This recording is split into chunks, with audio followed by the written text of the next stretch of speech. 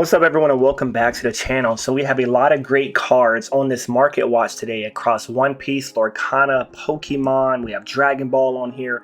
What the cards are doing right now, some of the hottest ones that you should be putting on your market watch. These are some hitters out there, some big hitters, and we're not going to cover the same ones that we covered recently for Lorcana. Elsa has dropped from this list. She has cooled off just a little bit, still very expensive, because there is one card that actually has eclipsed her as far as a meteoric rise right now, and that is none other than Zoro from OP06. So One Piece has just been blowing up. One Piece has been doing very well. There's a lot of fans out there, and the fan base for the card game has been growing rapidly. And if you don't know, the hits inside of the sets, which are known as the manga rares, are very pricey. And right now, one of the most pricey ones is going to be the OP06 manga alt rare for Zoro that just came out. This card is very expensive, very low population right now. So this is card number 118, a PSA population of 51 for PSA 10s and 5 PSA 9s. And currently auctioned off on eBay for $2,456. And the last Elsa I seen was right around like $2,300, and it went up to like, I think 28 plus. It was like $2,800 and then came down to about 23. So right now Zoro does have the largest rise across TCGs right now, and Elsa has went under Zoro. So this one is a big card, and I'm sure it's going to cool off, right? As the population increases, we'll see this card probably come down just a little bit, but he is one of the main characters inside of One Piece and one of the most desirable ones. So this card is going to hold a huge premium. Now moving on to the next card right here, we have Dragon Ball. So I am a huge Dragon Ball fan. This is from the new set FB01. This is -139 Son Goku, and this is going to be the Ghost Rare. This is the alternate art right here, and this card is very pricey. Very expensive. I haven't checked it raw. I believe my buddy told me it was going for right around $1,000 if you pull this card raw, but the last sale, it says best offer was $2,000. So this card has went for under that. I would have to check the price to see what it actually sold for, because the best offer was accepted, but it's right there in the over $1,000 range, probably right under $2,000. And it's pretty volatile. I mean, it's been all over the place. For sales, it's been as high as probably $2,500.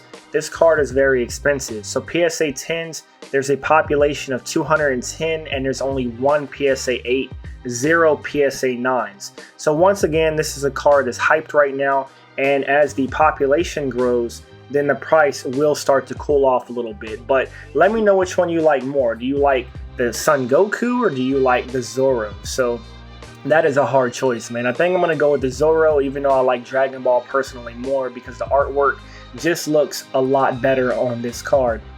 Now moving on to the third card. I'm not even going to hit this too long. Everybody already knows and has heard enough about Umbreon. You see the numbers right here are staggering across the PSA and BGS population. You have 10,741 PSA 10s. You have 103 black labels. You have 534 Beckett 10s.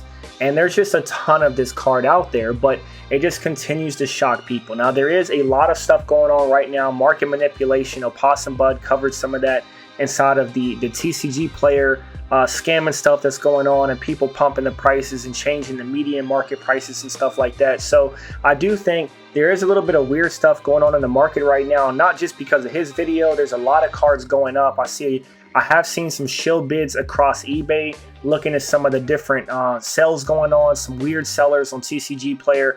But overall, what I can say is that Sword and Shield was a really good generation, and of course a couple years this set is destined to go up, right? These alternate arts were a lot better than what we have currently right now. That's just my opinion, and I think they're going to be very desirable. And honestly, you have a lot of them that I think over time are going to be better than some of the ones from Sun and Moon. So these cards are destined to go up. They are very desirable. They're not printing them anymore, and you know, I think an Umbreon, you're always going to have it where, even though there's a ton of them out there, there's going to be a lot more people that want this card over time than how many are actually out there. And I do see people still pulling one, but it's a lot less, right? You don't see as many now as you did when it first came out. And when you look at the sales right now, this card is exploding. This was about a $500-600 card raw. Now it's going upwards to about $850 raw, and you have a PSA 10 selling for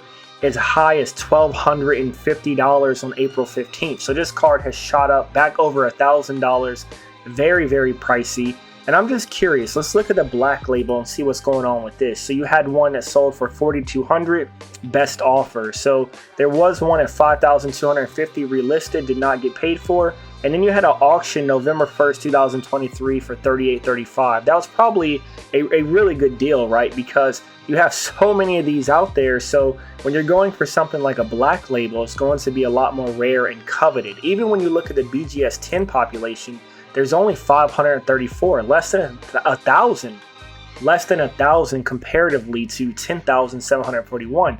And that only sold for $1,300 best offer. So that was April 5th. And then these are all best offers. So I would have to check 130 point, but they all went under what you see listed here, 1,300, 1,100, 1,100, and 1,190 respectively. So what would you rather have? Would you rather have a Beckett with a low pop or a PSA with a very high pop? Let me know. So moving on to the next card is the Gengar VMAX. We're not going to cover a bunch of alternate arts on this list, but this is another one that has been shining recently. This card has been exploding. It also has a fairly high population, but still much smaller than the Umbreon. This is from Fusion Strike, and you have a PSA 10 population of 5,491.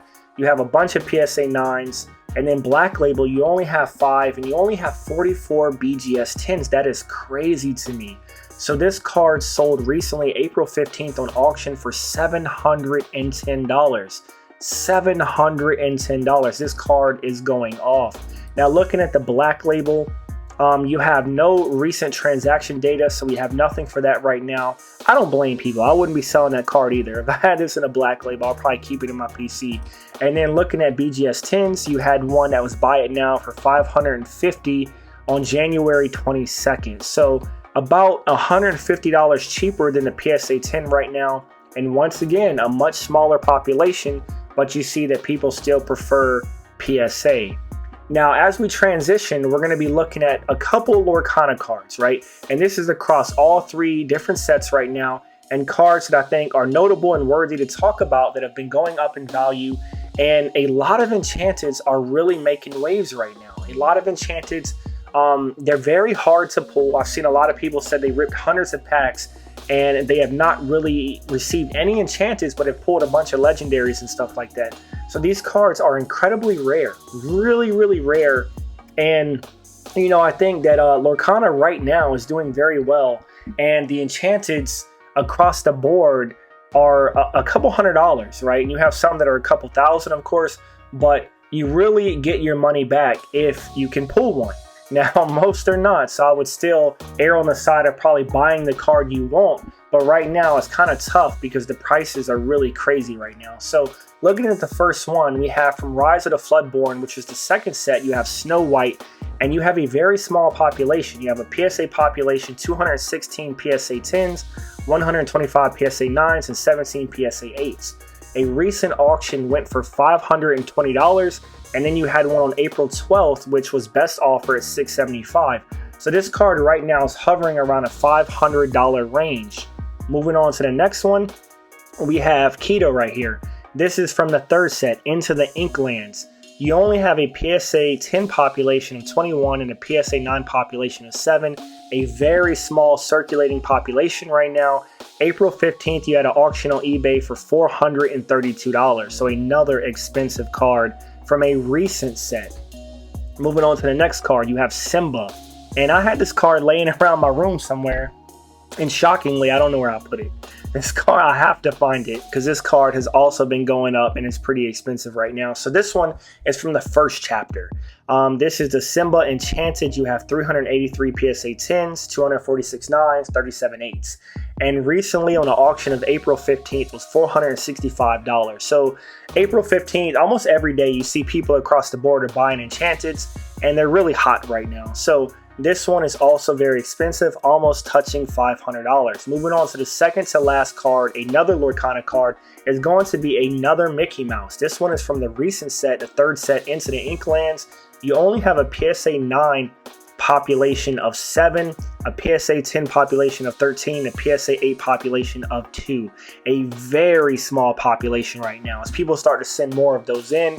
And somebody that's been tracking Lorcana let me know if they've been tightening the pull rates, because it seems like there's not a lot of them out there, and I see more and more people saying they can't pull anything. So this one sold for $365 as of April 15th on auction on eBay.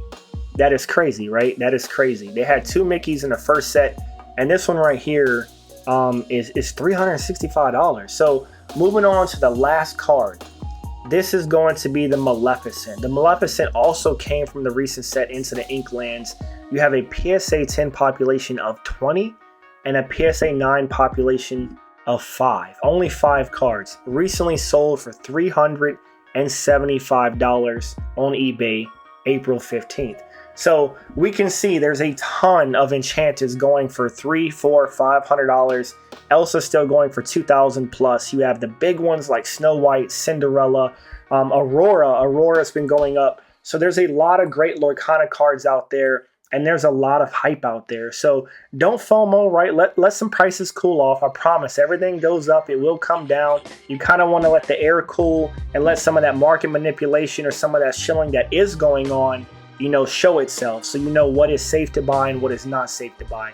You have to look on different platforms like TCG Player, and you have to see which ones are throwing cards out there left and right, jacking the prices up, and then seeing what it's doing to the other markets when you're looking at eBay or you're looking at alt and stuff like that to check your prices, because there are manipulators out there, right? And it's tough right now. So I kind of been sitting back trying to trade for some alts, seeing if people still want to give respectable prices. I had somebody try to hit me up for a Gengar VMAX alt today on Veriswap, trying to trade it to me for like $400. And I'm like, dude, I'm not giving you a current PSA 9 plus price when the card is raw.